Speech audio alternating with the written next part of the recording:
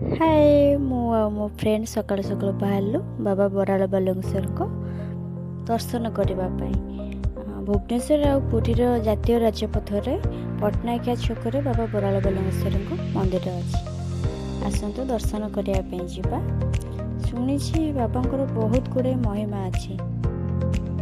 बाबा विभूति पाई राजा झील कुआड़े पुओ हो जाते एमती अनेक गुड़े कहानी अच्छी बाबा विषय जानी जी भी मानसिक रखती एठिक आसिकी गुआ नड़िया बसैक 21 दिन पूजा करती मनस्कामना पूर्ण होती कहीं भी ये खाली हाथ में फेरी ना।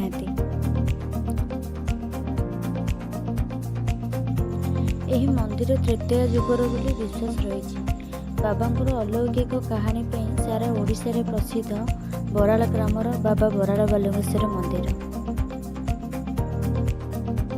कथारे नहीं मन निर्मल थी गड़िया भी गंगा हो जाए से भली मो बाबा केवल जल ही संतुष्ट हो जाते स्नेह दरकार श्रद्धा दरकार भल पाइबा दरकार टिके जल ही से संतुष्ट हो जाते। महान प्रभु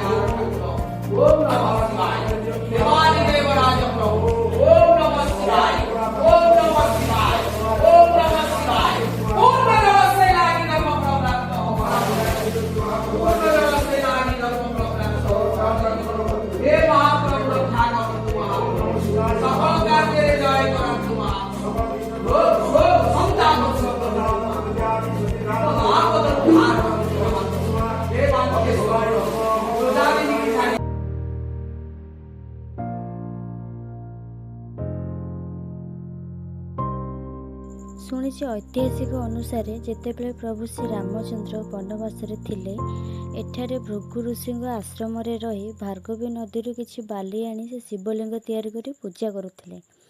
से लिंग आज प्रभु बराल बालेश्वर नाम विश्वविख्यात बोली मान्यता पाई। मुझे एठिक आसिक बाबांकर अनेक गुड़े कहानी विषय जानापी पाइली। आपण मैंने भी थरे आसतु बाबा अलौकिक कहानी विषय जानतु बहुत ही बढ़िया लगे।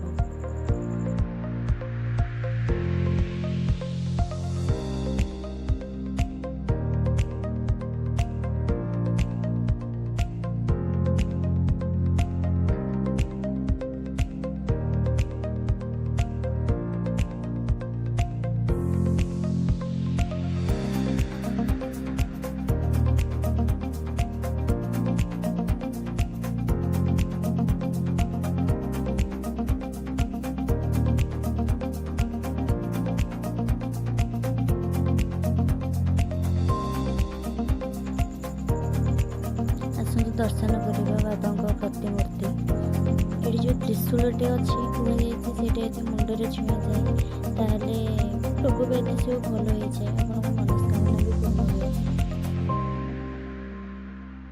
मंदिर साइड रे कूपटा अच्छी यू पानी निया बाबा को जलाभिषेक कराए।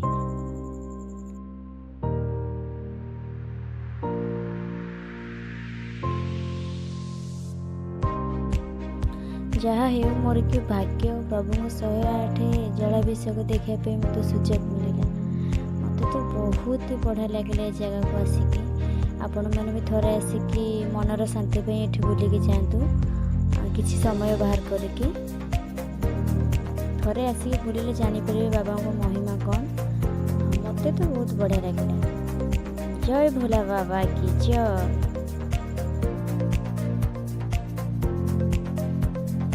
ଆପଣମାନଙ୍କୁ ଯଦି ମୋର ଏଇ ଛୋଟ ଭିଡ଼ିଓଟି ଭଲ ଲାଗିଥିବ ତାହେଲେ ଆପଣମାନେ ନିଶ୍ଚୟ ଲାଇକ୍ କରିବେ। ରହୁଛି, ଧନ୍ୟବାଦ।